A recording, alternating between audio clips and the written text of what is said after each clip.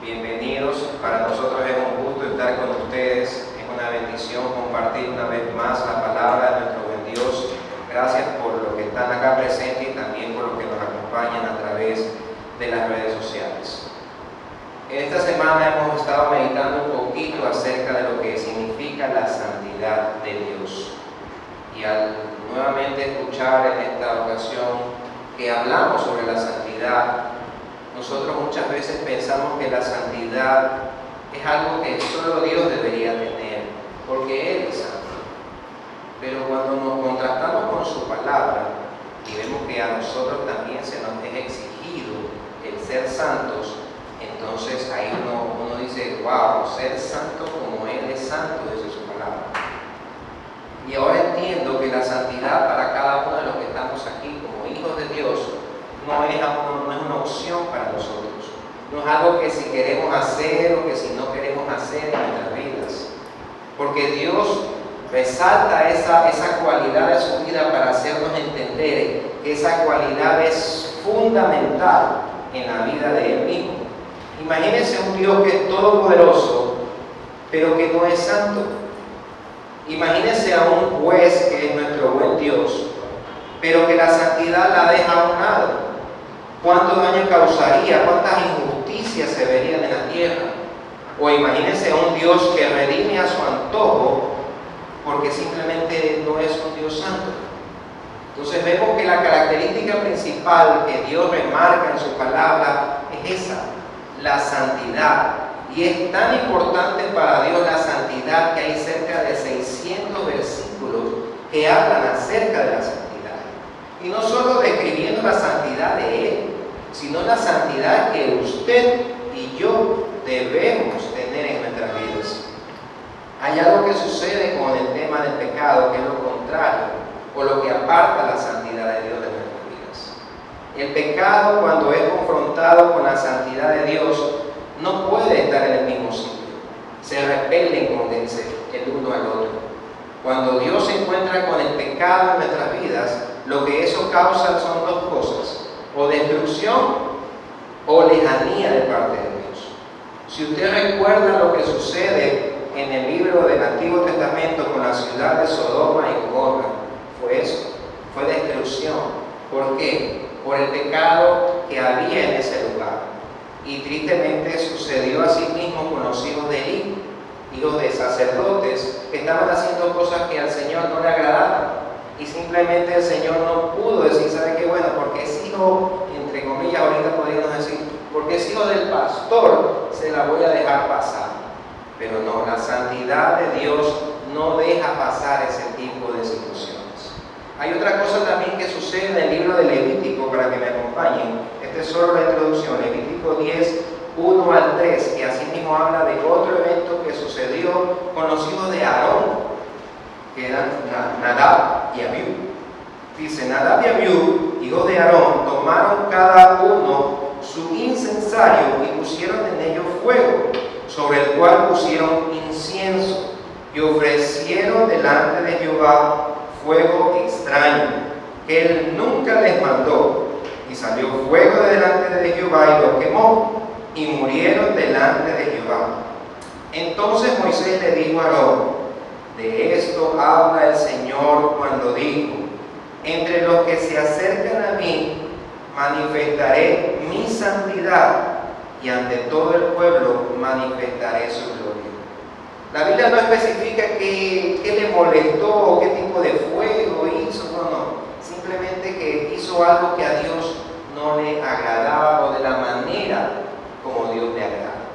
Y ahí también radica en nosotros. Porque a veces nosotros podemos hacer algo que aparentemente está bien, pero que a Dios no le agrada. Entonces tenemos que tener mucho cuidado, porque Dios es un Dios santo y que le gusta que las cosas se hagan de acuerdo a su palabra y a su voluntad. El otro punto es que el pecado también aleja la presencia de Dios de nuestras vidas. ¿Por qué salió Adán y Eva del Edén? Por el pecado que hubieron cometido. Y Dios dijo, ¿sabe qué? Yo te voy a redimir, pero salgan de mi presencia. Y tristemente aconteció eso en la vida de ellos. De la misma manera, algo que sucedió también en el libro del Antiguo Testamento No voy a leerlo porque es muy largo, Éxodo 32. Habla de que Moisés fue, en este caso al monte, a conversar con Dios, porque Dios les iba a entregar, en este caso, las tablas de la ley. Pero como tardó demasiado, dice que el pueblo estaba un poquito inquieto y le dice a Aarón, oye, haznos una imagen, haznos un Dios a quien podamos adorar. Aarón tristemente accedió a esa petición y construyó eso. Obviamente bajó, el Señor se enojó porque dice en su palabra, dice, mira el pueblo que tú sacaste de la tierra de Israel, mira lo que están haciendo, mira cómo se están pervirtiendo en sus caminos. En el 33, Éxodo 33, 1 al 3 dice, Jehová dijo a Moisés, anda, sube de aquí, tú y el pueblo que sacaste de la tierra de Egipto, a la tierra de la cual juré a Abraham, Isaac y Jacob, diciendo, a tu descendencia la daré, y yo enviaré delante de ti el ángel, y echaré fuera al cananeo, al amorreo, al eteo, al fereceo, al heveo, al jebuseo, a la tierra que fluye leche y miel, pero yo no subiré en medio de ti, porque eres un pueblo de dura cerviz, no sea que te consuma en el camino. Ahí vemos una actitud de Dios que hasta cierto punto Él dice, ¿sabes que yo voy a cumplir mi promesa? Yo les prometí que los iba a sacar de la tierra de Egipto y los iba a llevar a un lugar donde fluía leche y miel. Y yo les voy a cumplir mi palabra, pero no voy a ir en medio de ustedes. Es ahí cuando intercede Moisés delante del Padre y dice, Señor, si tú no vas en medio de nosotros, yo no quiero. Y miren lo que le dice Dios a Moisés, le dice, ese pueblo que tú sacaste, como que Moisés lo había hecho. Se estaba desentendiendo poco y más, diciendo, oye, el pueblo que tú sacaste, anda y dile que yo les voy a dar lo que les prometí, pero yo no voy a estar ahí medio de ellos. Intercede Moisés delante de Dios y accede nuevamente a ir con ellos. Pero Dios hace algo visible. En el 33:7 le dice a Moisés que saque el tabernáculo que estaba en medio de la ciudad y le dice, quiero que lo pongas ahora afuera del campamento. Ya no quiero que esa nube que estaba aquí esté en medio, quiero que lo saque afuera. De una u otra manera enseñando o dando una lección diciendo, ¿sabe qué? Ok, yo voy con ustedes, pero ya voy a mantener un poquito mi distancia por el pecado que ustedes han cometido. El asunto es que el pecado y la santidad no pueden cohabitar. Pero lo que sucede muchas veces dentro de nosotros es que nosotros le damos la autorización al pecado y a la santidad cohabitar en el mismo cuerpo. Porque nosotros muchas veces decimos, bueno, es que en nosotros habita el Espíritu Santo, pero también está la carne y cohabita. Entonces, ¿cómo sucede esta situación o por qué sucede de esa manera? Porque simplemente, aún cuando estemos aquí en este cuerpo terrenal, vamos a tener esas luchas y esas batallas. Y nosotros vamos a tener que estar siempre en esa pelea. Es normal que estemos peleando. Lo que no es normal es que nosotros estemos siempre más inclinados a la carne. Pues que estemos, sino más bien estar inclinados a la santidad de Dios, porque eso es lo que agrada. Mira cómo muestra Dios la lejanía cuando pasa en nuestras vidas. Porque usted dirá, ya Dios en la actualidad habita en nosotros. Entonces, ¿cómo se va a alejar de nosotros? Se habita en nosotros. Dice que ese cristiano pierde la llenura del Espíritu, pierde el gozo del Señor, pierde la motivación por las cosas de Dios, pierde su pasión por hacer o servir en la iglesia, pierde su primer amor y pierde el temor al pecado. Todos estos síntomas que les estoy mencionando, que muchos de los cristianos, incluyéndome, hemos pasado a lo largo de nuestra vida cristiana, hemos experimentado muchas veces eso. Que sí, el primer año, el segundo año estamos como que en el fuego del Señor y que buscamos y anhelamos más de su presencia.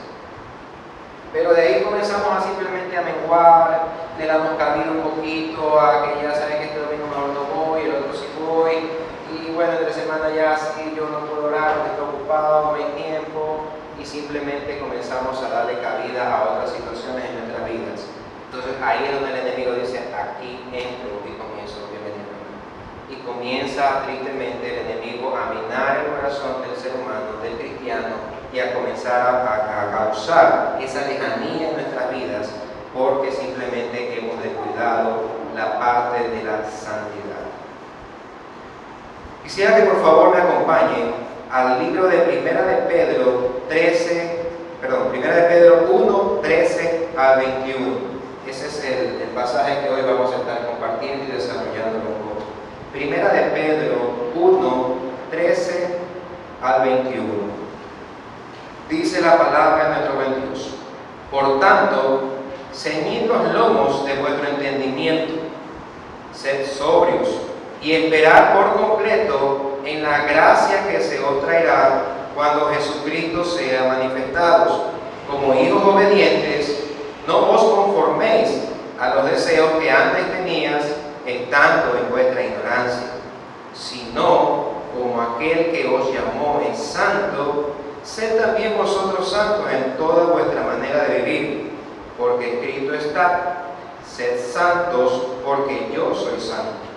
Y si invocáis por Padre aquel que sin acepción de personas juzga según la obra de cada uno, conducíos en temor todo el tiempo de vuestra peregrinación, sabiendo que fuisteis rescatados de vuestra mala manera de vivir, la cual recibiste de vuestros padres, no con cosas corruptibles como oro o plata, sino con la sangre preciosa como de un cordero sin mancha y sin contaminación, ya destinado desde antes de la fundación del mundo, pero manifestado en los postreros tiempos por amor de vosotros, y mediante el cual creéis en Dios, quien os resucitó de los muertos y le ha dado gloria para vuestra fe y vuestra esperanza.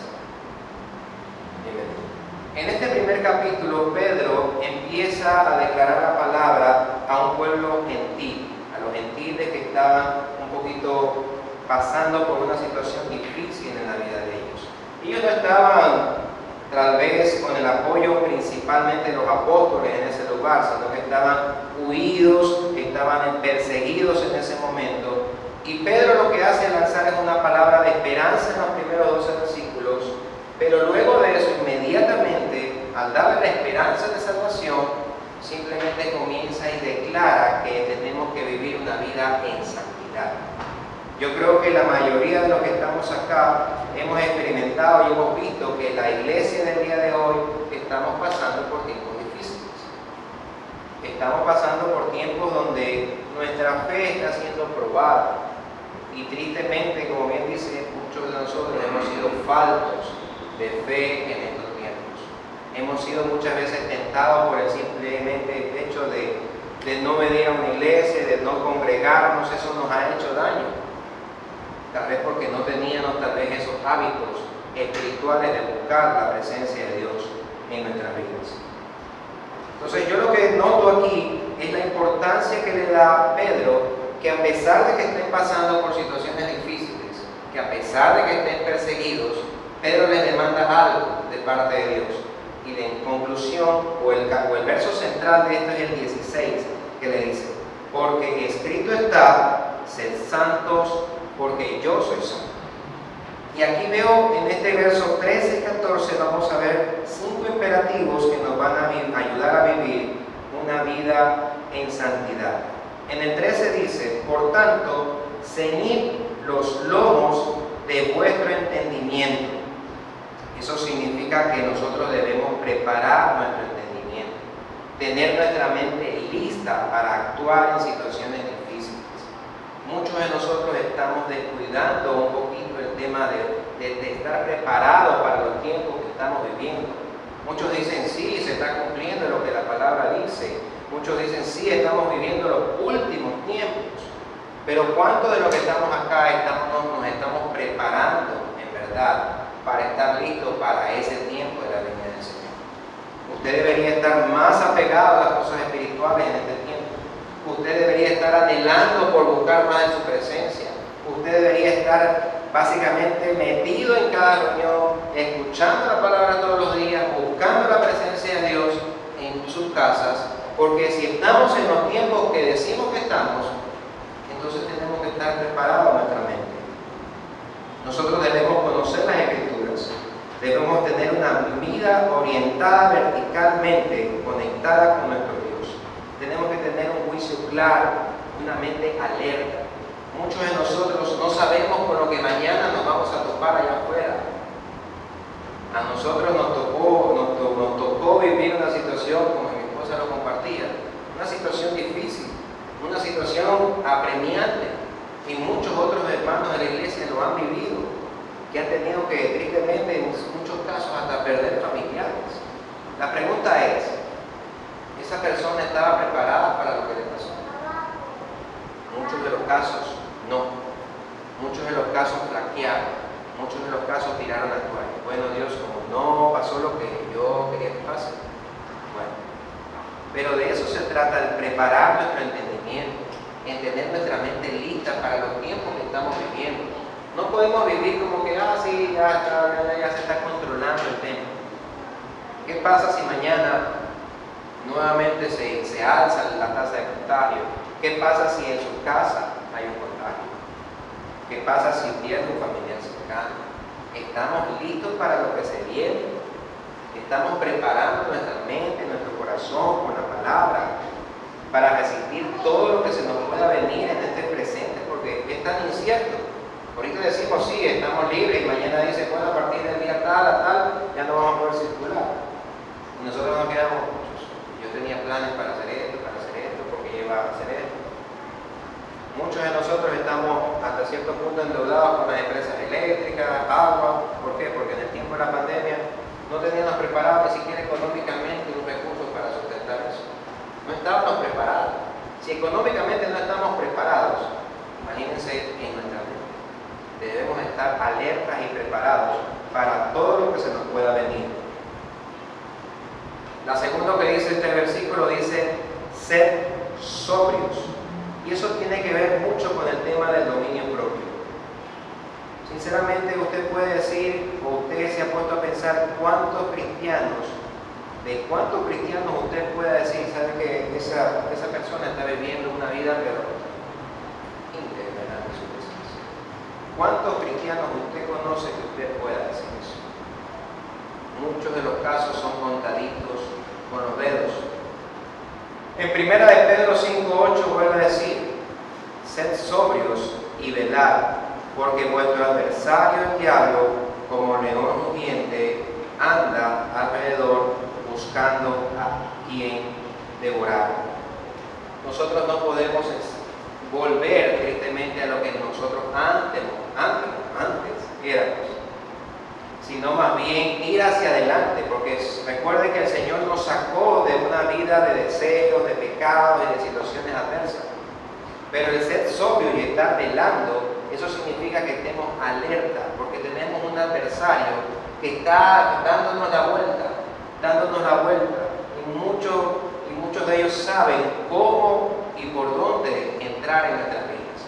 Por ejemplo, si el Señor lo sacó de un alcoholismo, usted va a estar dándole vuelta con amigos que tengan los mismos vicios y lo invitan y lo llaman. O si usted tiene un problema con faldas, se le pasa por ahí una Eva y por ahí se le pasa otra Eva. Eso es todos los días. ¿Por qué? Porque estamos en guerra. Nosotros no estamos aquí simplemente para venir un domingo a la iglesia y simplemente alabar a Dios y ya está. Aquí es fácil ser cristiano. Aquí es fácil muchas veces adorar al Señor. Pero aquí no es la batalla más dura es allá afuera. Porque usted en el día a día tiene que ser sobrio y estar alerta, estar atentos con lo que el enemigo está tramando en contra de su vida, con lo que el enemigo quiere hacer en contra de su vida. Pero muchos cristianos andamos como que perdidos un poco y estamos como que cuando ya me dio, por acá me dio. Y yo no estoy apercibido de lo que en este caso el enemigo está queriendo hacer. Quisiera que por favor alguien me lea 1 Pedro, capítulo 1, versos del 3 al 6, que es lo que primero estaba diciendo el apóstol Pedro en este primer capítulo. 1 Pedro 1, del 3 al 6.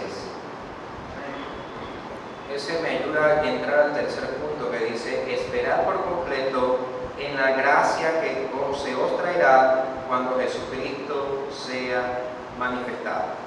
Como les indicaba, Pedro al inicio comienza y nos da una palabra esperanzadora de lo que es la salvación para cada uno de nosotros. Describe que nosotros somos guardados por el poder de Dios, que nosotros tenemos una esperanza que no se corrompe, que nadie la puede quitar de nuestras vidas, y esa es la salvación.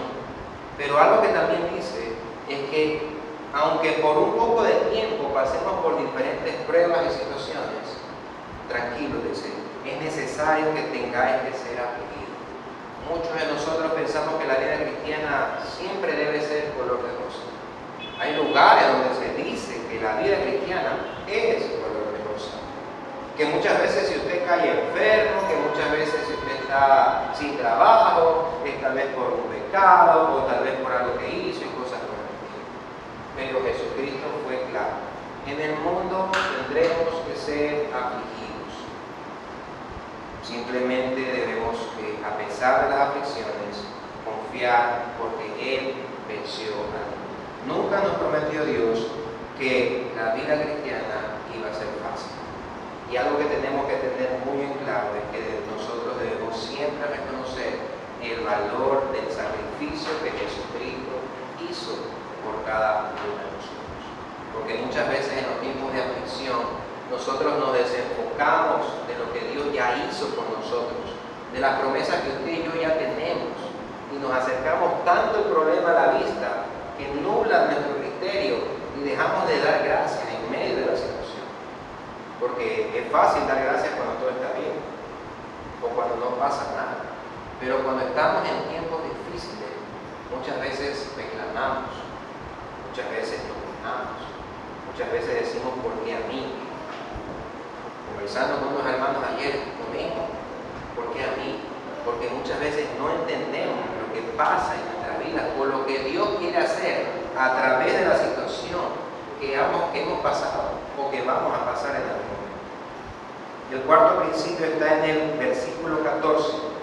Dice acá, no os conforméis a los deseos que antes tenía estando en vuestra ignorancia.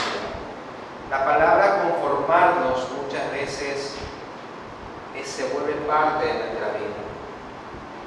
Usted ya tiene 1, 2, 3, 4 o 5 años dentro de una iglesia y usted dice, bueno, yo ya conozco las escrituras, yo ya leo la Biblia, yo ya estoy yendo a una iglesia, estoy alimentándome, pero muchas veces el mismo conformismo espiritual que muchos cristianos estamos pasando, aún en los tiempos actuales, eso es lo que muchas veces ha dado oportunidad que el enemigo haga y destruya la vida de un cristiano.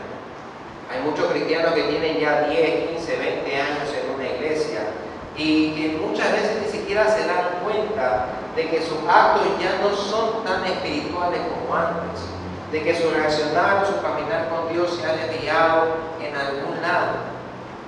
Cuenta la historia de Alejandro Magno, un general de guerra. Este general dice que comenzó a hacer una inspección por su tripulación, por su tropa, y comienza y ve a un soldado que está triste, cabizbajo, y que había perdido tal vez algo de la esperanza. Y se le acerca y le dice, ¿cuál es tu nombre? Dice, Alejandro. Bueno, o cambias de actitud o te cambias de nombre. ¿Qué pasaría si Dios, al ver nuestro caminar, al ver nuestro día a día, al ver nuestra reaccionar, al ver cómo estamos viviendo la vida que se supone que debemos estar viviendo, encuentra ese tipo de situaciones negativas en nosotros? Que nos hemos conformado a que tal vez, si por alguna situación hemos pedido algo por durante años y no ha pasado, sino bueno, pues ya me toca vivir y soportar esta cruz que el Señor tiene sobre mi vida, y así debo caminar. Pero eso trae conformismo a la vida espiritual. Eso trae simplemente un estancamiento en la vida de cada uno de nosotros. Y nosotros debemos estar renovando completamente nuestra mente para que nuestra mente pueda ir más allá y poder entender de que en esta vida vamos a tener situaciones que se salen de nuestra mano. Nosotros muchas veces hemos dicho, No siempre Dios te va a contestar que sí a cada una de las peticiones que hacemos. Todos vamos a tener en esta vida cristiana anhelos insatisfechos. Todos vamos a tener cosas que vamos a querer y que tristemente, en muchos de los casos, no las vamos a obtener aquí en esta tierra. Pero lo importante es que nosotros debemos entender que en este tiempo nosotros no podemos conformarnos a esa vida mediocre que muchos cristianos están viviendo. Es penoso, pero muchos cristianos están viviendo una vida light, una vida bastante conforme y aún tolerando dentro de la vida cristiana una doble vida. Pensando que, bueno, yo soy cristiano, pero ese tipo de actitudes yo no veo que no está tan mal. O ese tipo de cosas que yo digo, que yo hago, no está tan mal. Pero si nos medimos con la vara de Jesucristo, y si decimos, ¿sabe que yo quiero medirme con quien debo medir? No con un pastor, no con un líder, con Jesús. Él es nuestra medida perfecta. Porque es verdad, aún en la actualidad hay líderes, pastores, que tienen criterios que hasta cierto punto no se pueden hacer doctrina, pero que muchos cristianos dicen, bueno, es que mi pastor dice que, por ejemplo, sí puedo hacer esto. Pero yo soy tu pastor. Pero ¿qué dice la palabra de Dios? Si la palabra de Dios respalda lo que dice un pastor, excelente, pero si no hay sustento bíblico, eso puede ser doctrina del hombre que tristemente está totalmente equivocado. La gente dice en la actualidad, lo que es costumbre es normal y lo que es normal es correcto. Ese criterio muchas veces se maneja allá afuera. Como todo el mundo lo hace, creo que también nosotros como cristianos lo podemos hacer. Como mi vecino vive de esa manera y dice que es cristiano, yo creo que sí está bien hacerlo de la misma manera. Pero ¿qué nos dice la palabra de Dios en Romanos 12:2? Dice, no os conforméis a este siglo, sino transformaos por medio de la renovación de vuestro entendimiento, para que comprobéis cuál sea la buena voluntad de Dios, agradable y perfecta. Mi comportamiento en el día a día debe ser y debe reflejar la vida de un hijo de Dios y no lo contrario. Recuerde que nosotros en nuestra vida vamos a ser tentados, vamos a ser llevados a situaciones donde nosotros tenemos que tomar una decisión, que vamos a ser expuestos a diferentes pruebas, a diferentes situaciones. Pero que si nosotros como cristianos sabemos quiénes somos y en quién hemos creído, nosotros tenemos que vivir como hijos representantes de un Padre que es Dios. Imagínese si Dios lo sentara a usted delante y lo pone ahí y le dice, Emilio, ¿cuándo tú has visto en mi vida que yo he hecho eso?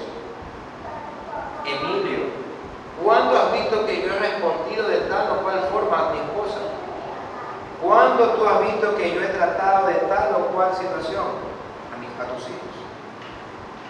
Si Dios nos confrontara y nos sentara frente a frente, entonces nosotros estaríamos muchas veces haciéndonos chiquitos delante de Dios y diciendo, wow. Pero de eso se trata.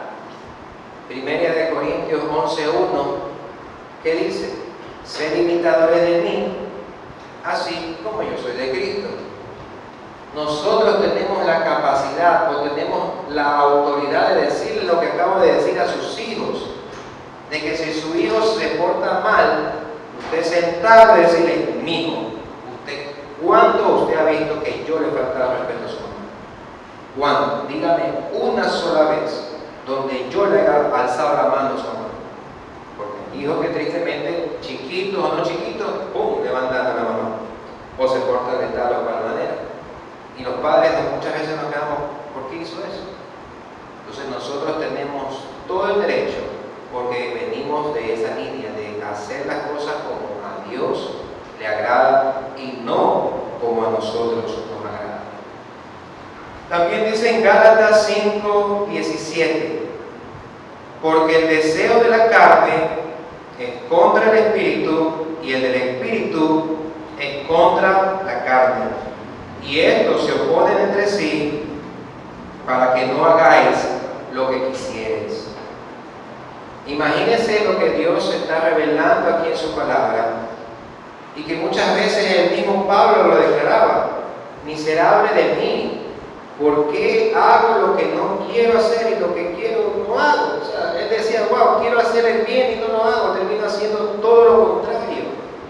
Y es porque no hemos entendido que la carne y el espíritu se van a estar peleando por el corazón y por la mente de nosotros. Pero ahí viene lo que nosotros podemos hacer. Ambos son dos cosas que se alimentan. El espíritu se alimenta y la carne también se alimenta. La pregunta es: ¿cuál usted está alimentando en su diario vivir? Porque la carne se alimenta. Y si usted me dice: no, es que la carne me venció, hermano, yo soy débil, es porque usted está alimentando a través de eso su carne más que su espíritu. Pero si su espíritu constantemente se está renovando en su palabra y está declarando en su palabra y está viviendo la palabra, entonces usted va a vencer todas las acechanzas que el enemigo tiene contra usted. Recuerde que si usted le da prioridad al espíritu, su carne debe ir menguando. Lo normal, como bien dice, es que nosotros poco a poco vayamos menguando y el espíritu sea el que vaya creciendo. Pero muchos cristianos pasa al revés.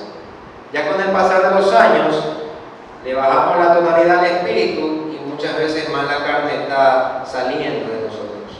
Pero tristemente es porque nosotros hemos dado de comer a la persona o al área equivocada de nuestras vidas. ¿Qué pasó ahora en la pandemia? No sé si ustedes se han puesto a analizar qué ha pasado con el pueblo de Dios en medio de la pandemia. Hay muchos que han declarado, que han buscado consejería, que han dicho: ¿sabe qué? En este tiempo me he enfriado. En este tiempo tal vez me he desconectado de las cosas espirituales. ¿Por qué sucedió eso en esta pandemia? Simplemente porque no teníamos hábitos espirituales.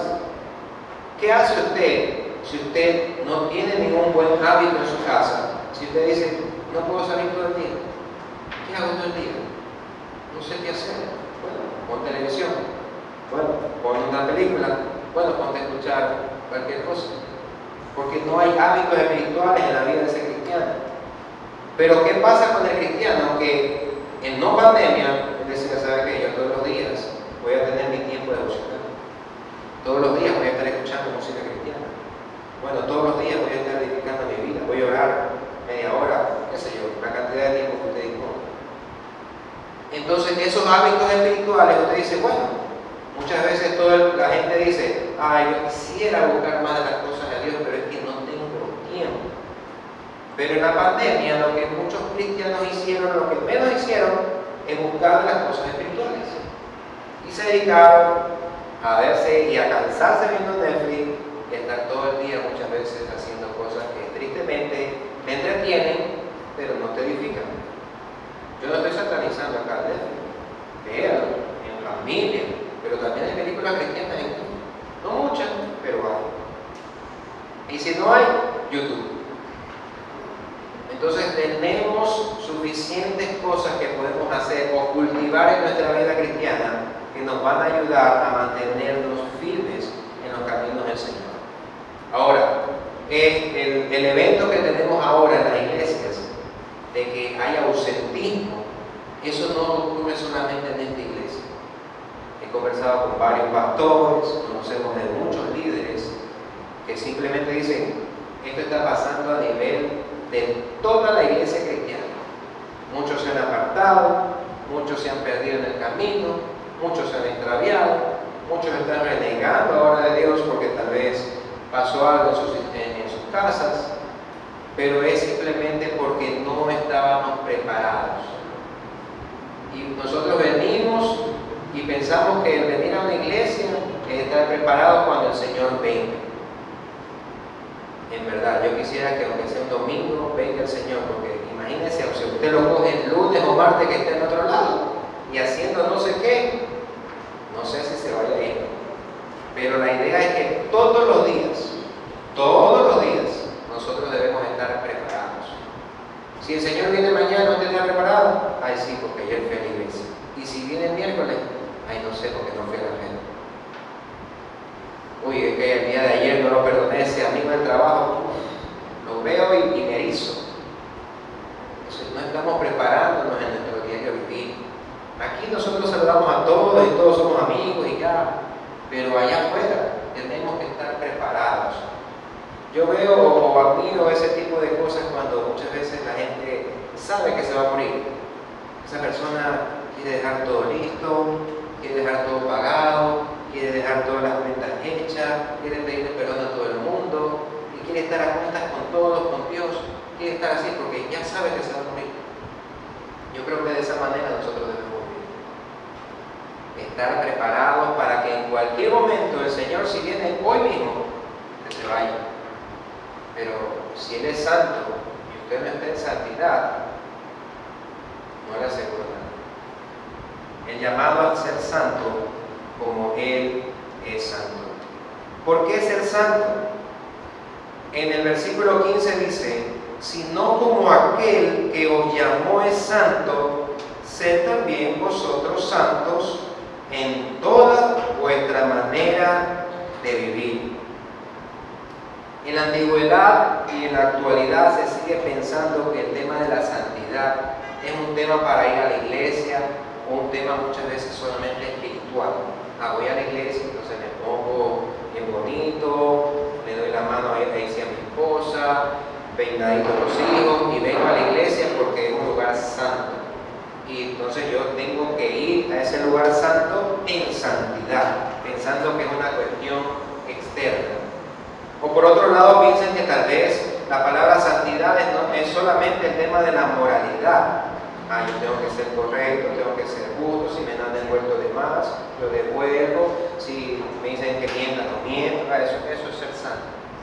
Y está bien, es una de las características de él.